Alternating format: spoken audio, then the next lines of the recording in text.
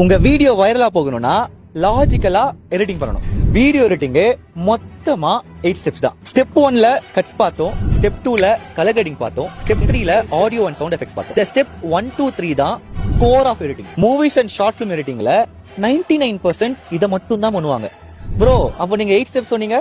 S, step 4 to 8 retention editing. Social மீடியாக்காக பண்ற editing. Video வைராலிட்டிக்கு ரொம்ப இம்பார்ட்டன்ட். அகைன் சொல்றேன், step 1 to 3 core of editing, step 4 to 8 retention editing.